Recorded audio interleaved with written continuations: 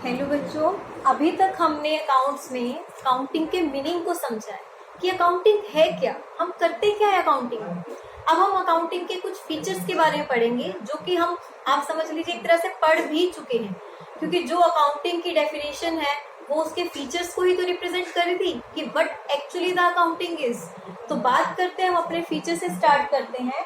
सबसे पहले देखो इन्होंने क्या बोला, accounting is an art as well as science. Accounting एक कला भी है और एक साइंस भी है। अकाउंटिंग कला क्यों है? Accounting is an art, accounting art है बिकॉज जो हम डाटा रिकॉर्ड कर रहे हैं, डाटा को क्लासीफाई कर रहे हैं, उसमें हम अपनी आर्ट का यूज कर रहे हैं। हम अपने एक पर्सन कर रहा है उसको, ठीक है। तो अकाउंटिंग आर्ट है क्योंकि उसमें डाटा को रिकॉर्ड करना, क्लासीफाई करना, हमारी डेफिनेशन ही यही है। Accounting is an art of recording, classifying the data and summarising in a significant manner. ये हमारी डेफिनेशन है ना कि वो एक आर्ट है, एक कला है कि हम इसको किस तरह से कर रहे हैं। और वो साइंस क्यों है? आर्ट का मतलब तो हो गया हमारी अपनी क्रिएटिविटी कि हम उसको कैसे कर रहे हैं। साइंस का मतलब होता है कि अप्लाइड, साइंस में क्या होता है, फॉर्मूले यूज होते हैं। तो यहाँ भी हम क्या अप्लाई करते हैं, प्रिंसिपल्स। हमारे अकाउंटिंग के भी कुछ प्रिंसिपल्स होते हैं, अकाउंटिंग के प्रिंसिपल्स होते हैं जो बेस्ड होते हैं। जैसे मैंने आपको बोला ना, अभी डेबिट क्रेडिट आप लोगों के सिर के ऊपर से जा रहा है, तो वो हमारे रूल्स है ना कि किसको डेबिट करना है, किसको क्रेडिट करना है, कौन सा तरीका अपनाना है। स्टॉक की वैल्यू जब हम कैलकुलेट करेंगे आगे जाके, कौन सा मेथड लगेगा, डेप्रिसिएशन कैसे निकालेंगे, तो ये सारे क्या है, प्रिंसिपल्स हैं जो हमें आगे जाके फॉलो करने हैं, किस वैल्यू को कैसे लेके चलना है।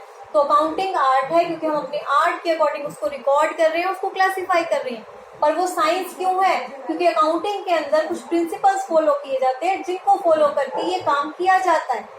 तो अकाउंटिंग आर्ट भी है और अकाउंटिंग साइंस भी है। कोई डाउट है आपको इसमें?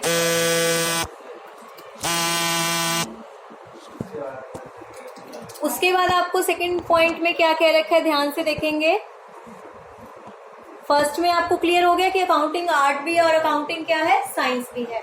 सेकंड में आपको बोला हुआ है recording of financial transactions only. Accounting में मैंने आपको क्या बोला था, अगर आपको याद हो, हमारी जो प्रोसेस मैंने आपको बताई थी कि सबसे पहले आइडेंटिफाई करते हैं। क्या आइडेंटिफाई करते हैं? जो ट्रांजैक्शंस हम नोट कर रहे हैं क्या वो बिजनेस ट्रांजैक्शन है या नहीं है। आइडेंटिफाई करने के बाद उसको किससे मेजर करते हैं, मनी की टर्म में। दैट मीन्स अकाउंटिंग में जो भी ट्रांजैक्शन रिकॉर्ड होगी उसमें ध्यान रखना कि वो मनी की फॉर्म में, फाइनेंशियल फॉर्म में होनी चाहिए। That must be of financial character, financial character की वो चीज होनी चाहिए। सपोज कीजिए, इफेक्ट तो बहुत चीजें करती हैं, जरूरी नहीं है कि सिर्फ जो चीज पैसे में लेन देन हो रही हो, पर हम रिकॉर्ड सिर्फ उसी को कर पाते हैं।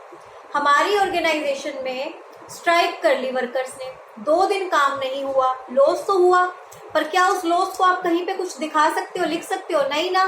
तो जो वर्कर्स ने, एम्प्लॉयज ने स्ट्राइक करी, काम रुक गया, उसको हम नहीं नोट कर सकते। क्यों? क्योंकि वो फाइनेंशियल कैरेक्टर की नहीं है, फाइनेंशियल नेचर की होनी चाहिए। कोई एबल एम्प्लॉय छोड़ के चला गया काम, एक पर्सन ऐसा था जो फटाफट से, उसको सारी नॉलेज से सारा काम कर देता था, वो छोड़ के चला गया। उसकी जगह जो दूसरा एम्प्लॉय आया, उसको वो काम करने में बहुत टाइम, जो पर्सन काम 6 घंटे में कर रहा था वो 12 घंटे ले रहा है क्योंकि उसको समझ में नहीं आ रहा वो काम। तो कंपनी का काम डिले हो रहा है, कॉस्ट, खर्चा ज्यादा लग रहा है, तो लॉस हुआ। पर उस चीज को भी आप कहीं पे, आपका जब अकाउंटिंग बनाई जाती है, प्रॉफिट एंड लॉस निकलता है, वहां पे ये चीजें नहीं आती कि स्ट्राइक हो गई थी इसलिए प्रॉफिट कम आया, एबल एम्प्लॉय छोड़ के चला गया इसलिए प्रॉफिट कम आया। तो इस मैनेजर से आपकी लड़ाई हो गई, डिपार्टमेंटल लड़ाई हो गई। सपोज कीजिए जो डिपार्टमेंट रॉ मटेरियल परचेज करता है, उसको वो रॉ मटेरियल आगे ट्रांसफर करना है, उनकी लड़ाई होगी, वो जान के भेज ही नहीं रहा उस डिपार्टमेंट तक काम। यहाँ पे 2 पर्सन की लड़ाई के बीच में फर्म को सफर करना पड़ रहा है, फर्म सफर कर रही है, लॉस हो रहा है, पर ये लॉस कहीं नहीं दिखाया जा सकता। क्यों? क्योंकि ये फाइनेंशियल कैरेक्टर का नहीं है। तो अकाउंटिंग में हम सिर्फ वही चीजें दिखा पाएंगे जो फाइनेंशियल नेचर में होगी। फिर इन्होंने कहा recording in terms of money, record भी सिर्फ मनी में किया जाएगा। ये आप ऐसे रिकॉर्ड नहीं कर सकते कि आपने 200 मशीन खरीदी, ये चीज आप रिकॉर्ड नहीं कर सकते कि 200 मशीन खरीदी। आप लिखेंगे कि 1 लाख की मशीन परचेज की, तब आप लिखेंगे। अमाउंट रुपीज में होना चाहिए, नंबर में नहीं होना चाहिए कि कितनी मशीन खरीदी, मनी में होना चाहिए कितने रुपए की खरीदी। ठीक है, हम उस ट्रांजैक्शंस को रिकॉर्ड करेंगे जो मनी में होगी।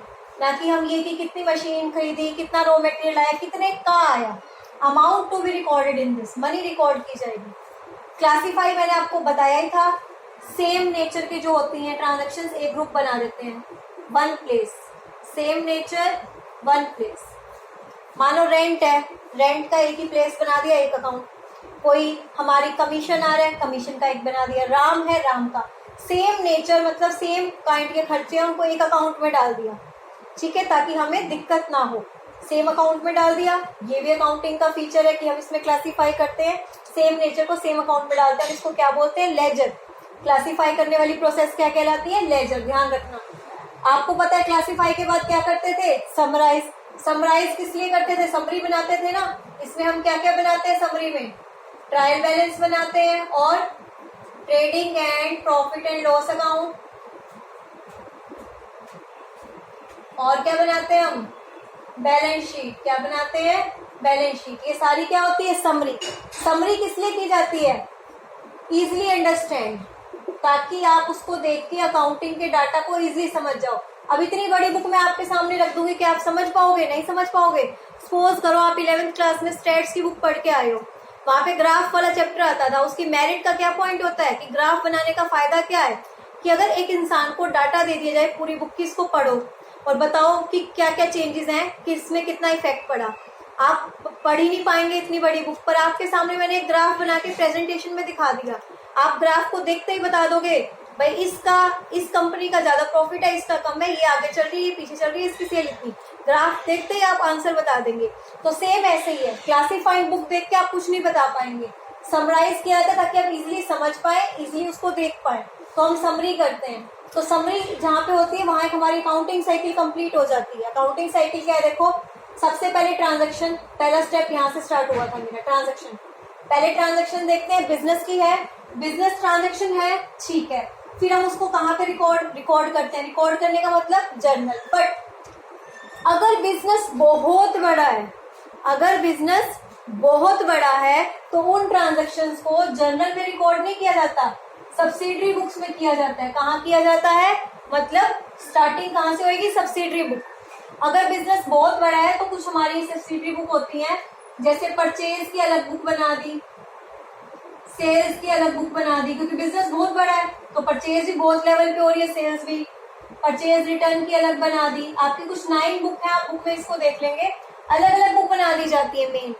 फिर एक लास्ट में हमारी बुक होती है जिसमें बाकी जो भी एंट्री बच गई वो सारी उसमें आती है, ठीक है। अगर बिजनेस बहुत बड़ा है तो हमारी सेकेंड स्टेज होगी सब्सिडरी बुक। अगर बिजनेस स्मॉल लेवल पे है तो क्या होगा? जर्नल। तो क्या होगा? जर्नल। अब चाहे आपने जर्नल बनाया है, चाहे आपने सब्सिडरी बुक बनाई है, अगला स्टेप होगा लेजर। अगला स्टेप क्या होगा? लेजर बनाना, क्योंकि परचेज बुक में तो परचेज होगी ना, तो परचेज कोई एक पर्सन से थोड़ी की होगी। राम श्याम सीता गीता पता नहीं कितने लोगों से परचेज सेल हुई होगी, तो उन सबके तो अलग अलग अकाउंट बनेंगे। तो फिर लेजर, लेजर में हम इसको क्या करेंगे? क्लासीफाई। क्या करेंगे? क्लासीफाई। क्लासीफाई होने के बाद क्या बनेगा? Trial balance. क्या बनेगा? ट्रायल बैलेंस, ठीक है। ट्रायल बैलेंस के बाद क्या बनता है? Trading and profit and loss account और बैलेंस शीट। क्या बनेगा? Trading and profit and loss account, balance sheet. ये बनते ही साल खत्म, अगला साल फिर शुरू, फिर सेम प्रोसीजर, ठीक है। अभी जब ये सब बन गया तो अगला स्टेप होता है इंटरप्रिटेशन ऑफ द रिजल्ट।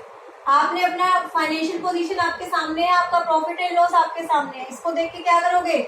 जो बड़े बड़े आपके कंपनी के डायरेक्टर मैनेजर है क्या करेंगे? इंटरप्रेट करेंगे, इसको एनालाइज करेंगे कि ये क्या है, कुछ फायदा हुआ, नुकसान हुआ, कंपनी पहले से कहाँ है, क्या है, आपस में इस चीज को लेके विचार विमर्श करेंगे, फिर उसको कम्युनिकेट करेंगे। कम्युनिकेट करना बहुत जरूरी होता है आपके रिजल्ट को, आपकी कंपनी कहाँ स्टैंड कर रही है, आपकी कंपनी का क्या प्रॉफिट है, क्योंकि जब तक कम्युनिकेट नहीं करेंगे हमें मार्केट से रिस्पॉन्स नहीं मिलेगा, ना कस्टमर से, ना इन्वेस्टर से, ना हमारे क्रेडिटर से, किसी से रिस्पॉन्स नहीं मिलेगा, क्योंकि उन्हें हमारे से रिस्पॉन्स चाहिए।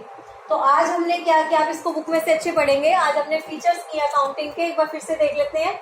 अकाउंटिंग आर्ट भी है, साइंस भी है, क्योंकि इसमें क्लासीफाई रिकॉर्डिंग एक आर्ट है करना, बट जो इसमें प्रिंसिपल अप्लाई किए जाते हैं वो साइंस है। फाइनेंशियल करेक्टर का मतलब है कि जो फाइनेंस की टर्म में हो, मतलब पैसे की टर्म में हो, कोई झगड़ा वगैरह, स्ट्राइक, मतलब किसी और वजह से लॉस हो रहे हैं वो हम रिकॉर्ड नहीं कर सकते, या किसी और वजह से प्रॉफिट हो रहा है तो भी रिकॉर्ड नहीं कर सकते। मनी की टर्म में हो, नंबर की टर्म में ना हो कि कितनी मशीन खरीदी, कितना रॉ मटेरियल, उससे नहीं, कितने की खरीदी, वो हमारे लिए जरूरी है। क्लासिफाई करना, लेजर बनाना, दैट मीन्स हर पर्सन का अलग अलग अकाउंट। समराइज करना, समराइज पे आके हमारी अकाउंटिंग साइकिल कंप्लीट होती है। पहले जर्नल, फिर लेजर, फिर ट्रायल बैलेंस, फिर trading and profit and loss account. पर बिजनेस बड़ा है तो पहले सब्सिडरी बुक, फिर लेजर, फिर ट्रायल बैलेंस, फिर trading and profit and loss account. जब ये सब बन गया, अब इसको देख के मैं क्या करूंगी, इंटरप्रेट, क्या हुआ, कैसे हुआ, पूरे साल का रिजल्ट डिस्कस किया जाएगा यहाँ पे। फिर उसको क्या कर दिया जाएगा, कम्युनिकेट कर दिया जाएगा। इसको आप अच्छे से पढ़ेंगे बुक में से, कोई भी डाउट होगा तो बताएंगे।